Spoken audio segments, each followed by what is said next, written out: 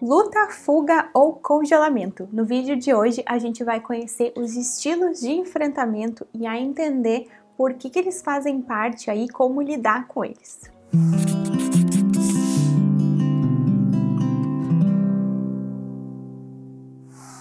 Oi gente, como vocês estão? No vídeo de hoje a gente vai conhecer sobre os estilos de enfrentamento e sobre o porquê que eles estão aí, né, no nosso funcionamento, o que eles são e por que a gente precisa tanto da luta, quanto da fuga, quanto do congelamento para lidar com as nossas dores emocionais e como fazer para que a gente use menos esses estilos de enfrentamento e mais estratégias saudáveis, né?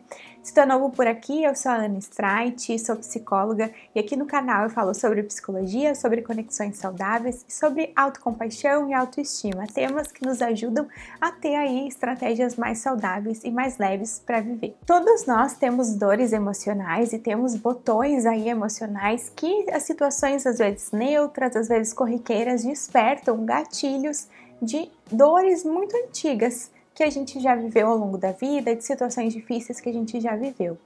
A forma que cada um de nós vai lidar com cada uma das dores é muito particular e essa forma ela é muito permeada pelos recursos e estratégias mais saudáveis que a gente tem à nossa disposição ou pelos nossos estilos de enfrentamento. Os estilos de enfrentamento ou estratégias de enfrentamento desadaptativas são um conceito da terapia do esquema que nos ajuda a entender nossas formas de lidar com as dores dos esquemas, com as dores emocionais, com as dificuldades.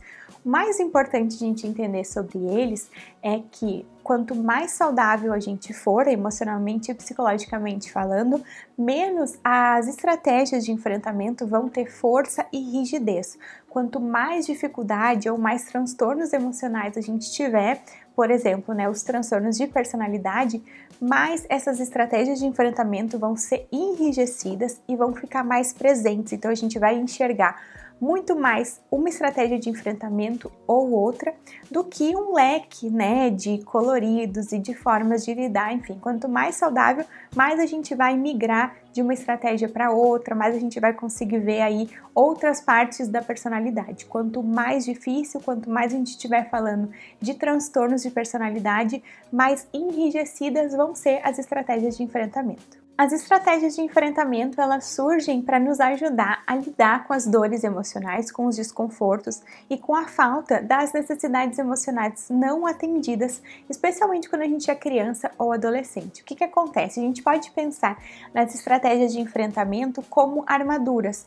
Então a gente desenvolve essas armaduras lá quando pequeno, aquilo ali nos ajuda a sobreviver, só que com o passar do tempo é como se a gente tivesse crescido e a armadura não. A armadura continua pequenininha ali, nos apertando, nos enrijecendo, e a gente ali tá adultos dentro de armaduras antigas, né? De armaduras da nossa criança, né? Ou da nossa adolescente, do nosso adolescente ali. Então, por isso que é importante a gente poder conhecer as estratégias de enfrentamento, ver elas como muito funcionais lá no momento em que elas foram concebidas, mas com o passar do tempo, né, como adultos e responsáveis, a gente poder desenvolver recursos mais saudáveis, mais leves para lidar. E a ideia desse vídeo é que vocês possam entender e conhecer quais são as 3 estratégias de enfrentamento, né, e como que a gente consegue diferenciar cada uma delas. É importante a gente falar, né, que aqui no canal tem vários vídeos sobre terapia do esquema. Eu vou deixar aqui um vídeo especial sobre terapia do esquema, se tu tá chegando aí pela primeira vez,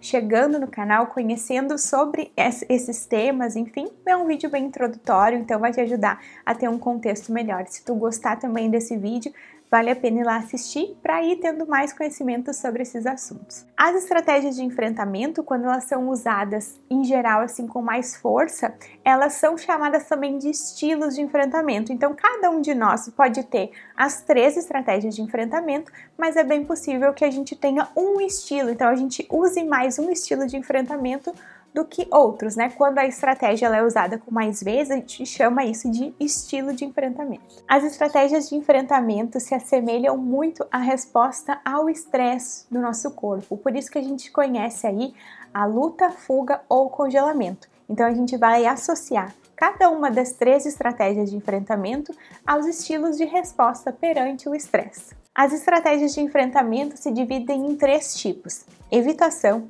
hipercompensação e resignação. A gente vai entender cada um desses tipos aqui. Primeiro, vamos pensar com relação à nossa biologia, né, os nossos instintos primitivos. O que acontece diante de uma ameaça, diante de um fator estressante? O nosso corpo, ele nos dá 3 opções: luta, fuga ou congelamento. Por que nessa ordem? Por que são essas 3 respostas? Porque diante de um animal, por exemplo, né, ou diante de um perigo, a nossa primeira resposta vai ser a luta. Então a gente sempre vai avaliar, bom, eu tenho condições de lutar contra esse animal ou não? Se a gente tiver condições de lutar, provavelmente a gente vai lutar, a gente vai à luta, né, contra esse animal ali.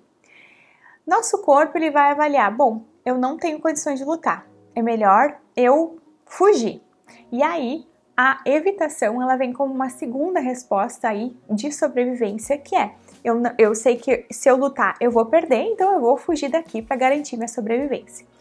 E se a gente não tem nem como lutar, nem como fugir, a terceira estratégia de enfrentamento, né, a terceira força aí que o nosso corpo faz contra o estresse é a resignação. A resignação é aquilo ali, se finge de morto, finge que não tá aí, nem respira, fica bem paradinho, né, para que o outro animal só passe por ti, acho que tu não tá ali como uma ameaça, né, que é literalmente assim, se fingir de morto.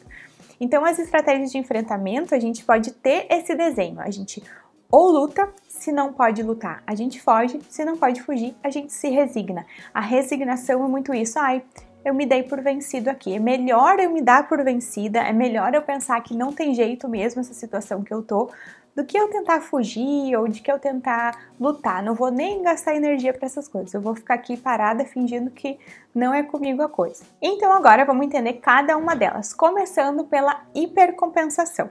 A hipercompensação a gente vai associar com a luta. Nesse caso das estratégias de enfrentamento, a gente vai pensar contra o desconforto emocional e também contra os esquemas, né? A dor de um esquema ativado. Então, o que é a hipercompensação? Diante de um problema, a gente vai usar muita força para lutar contra aquele problema. A gente vai colocar mais energia do que de fato precisaria, né?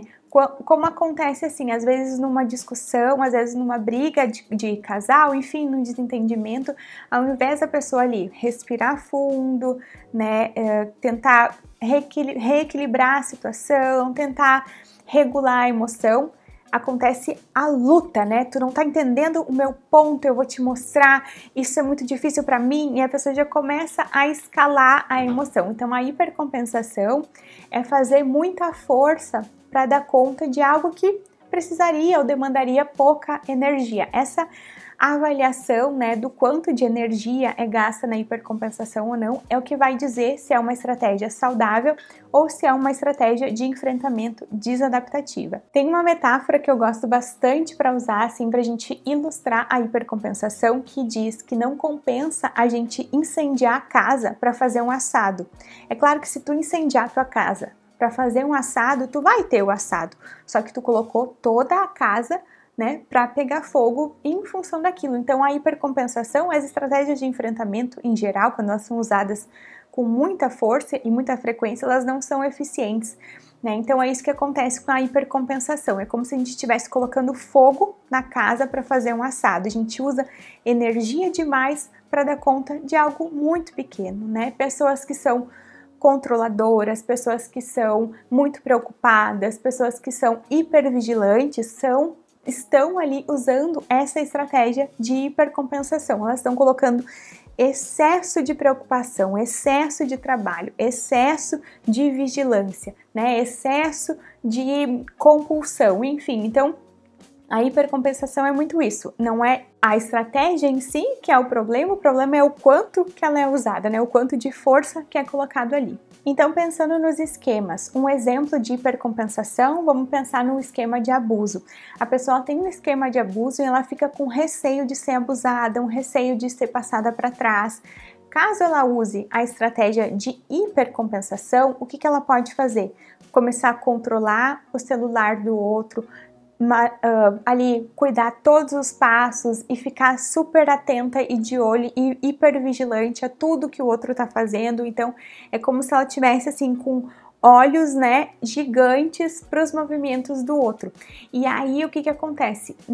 Isso não é garantia de que ela nunca seja abusada, não é garantia da fidelidade e do compromisso do outro, só que isso gera um distanciamento do medo de ser abusada, porque a pessoa tá ali focada, né? Dá muito trabalho a hipercompensação, então ela tá focada em dar conta daquilo e ela tá o tempo inteiro vivendo o medo do abuso, né? Porque o que é um antídoto para isso? É pensar assim, bom, eu vou fazer minha parte aqui.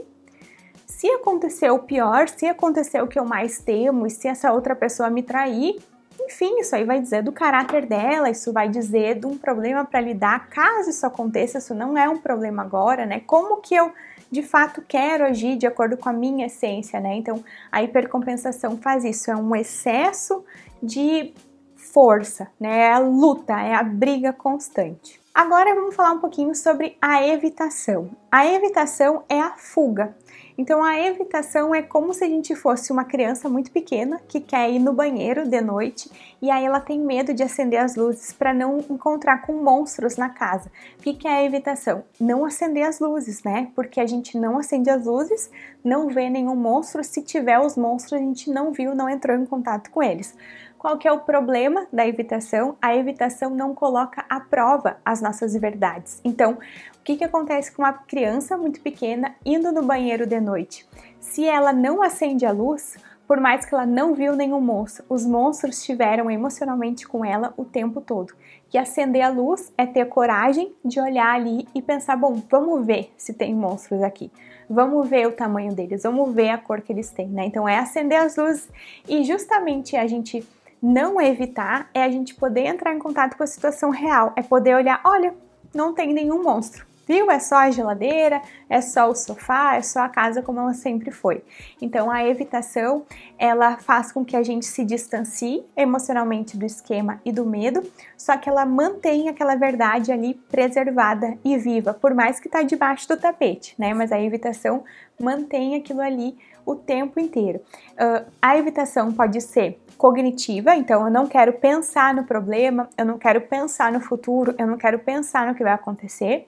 Ela pode ser emocional, então eu não quero sentir, se eu tiver com vontade de chorar, eu vou podar essa vontade, se eu tiver com raiva, eu vou suprimir, se eu tiver gostando de alguém, eu não vou entrar em contato, porque pode ser que essa pessoa que não seja recíproco, enfim, né, que eu tenha alguma dificuldade aí.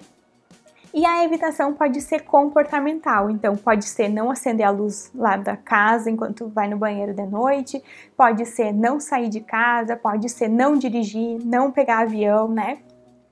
A evitação comportamental é não fazer aquele comportamento, né? Não ter aquela ação que colocaria o medo à prova. De novo, usando o esquema de abuso como exemplo, né? Na evitação, a pessoa que tem medo de ser abusada, ela pode nunca se relacionar ou ter relações tão superficiais que ela não se sinta de verdade conectada para que o abuso pudesse acontecer e de fato machucar ela, né? Então, ou a pessoa não se relaciona para não ter situações de abuso, para não viver essa possibilidade, né?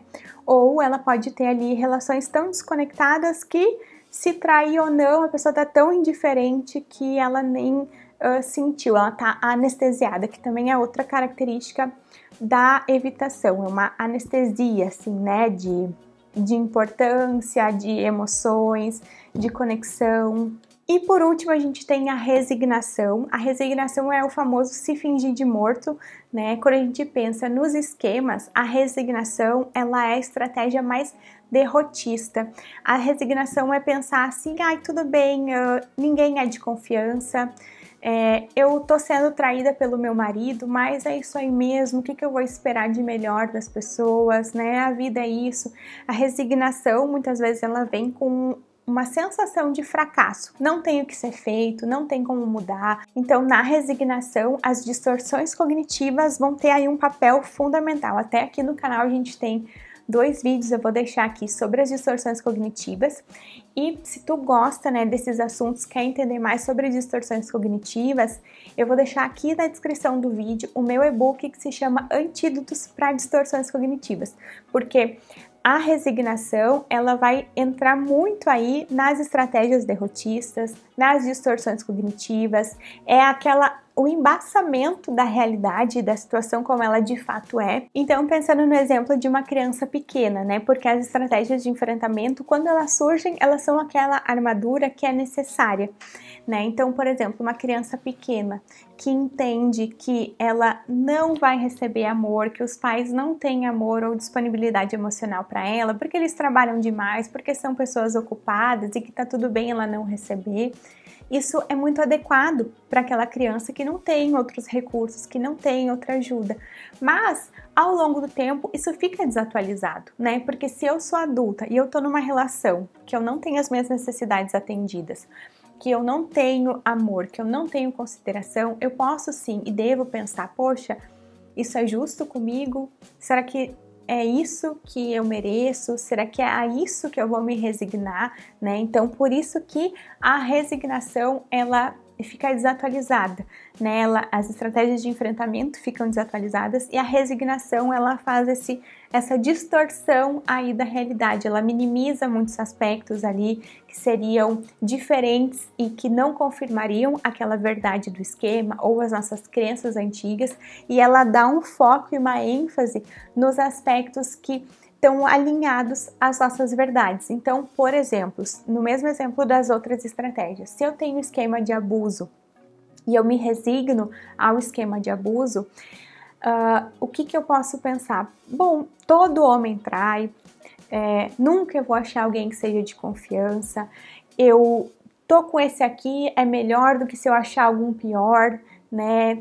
O que é uma traiçãozinha? O que é uma situaçãozinha ali de desrespeito, né? Então, é horrível botar assim em voz alta, mas é isso que a resignação faz. Ela coloca uma ênfase naquilo que vai confirmar as nossas verdades e aquilo que já existe no nosso mundo interno. E a resignação tá ali, ó, juntinha com um comportamento que se chama autossabotagem. Então, é eu criar situações, quando vê, tô ali caminhando na beirinha do abismo sem me dar conta, né? A autossabotagem, e também tem um vídeo aqui no canal sobre isso, ela vai estar ali juntinha com a resignação. Então é importante a gente poder entender os comportamentos autoderrotistas ou sabotadores como parte dessa estratégia de resignação. Para terminar aqui esse vídeo, é importante a gente lembrar que as estratégias de enfrentamento, elas se sobrepõem aos esquemas. Então, os esquemas, eles são verdades, eles estão ali no nosso mundo interno. Muitas vezes eles estão invisíveis.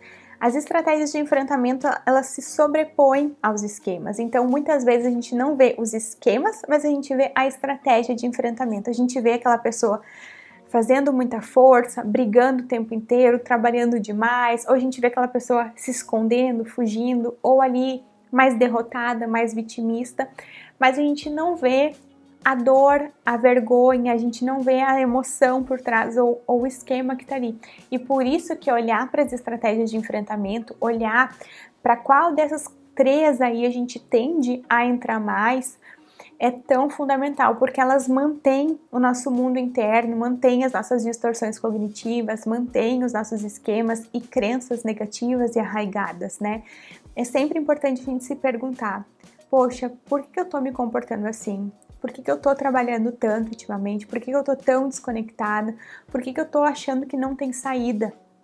A serviço de que tá esse meu comportamento? Né? Porque provavelmente aí vai estar o esquema ativado, vai estar a nossa criança desamparada, né? Então, por isso que conhecer as nossas estratégias de enfrentamento é tão importante. Muito obrigada por ter ficado até aqui. Se tu gostou desse vídeo, já deixa teu like, te inscreve no canal. Se tu tiver dúvidas, pode deixar aqui nos comentários que eu faço questão de te responder. Um super beijo e até o próximo vídeo.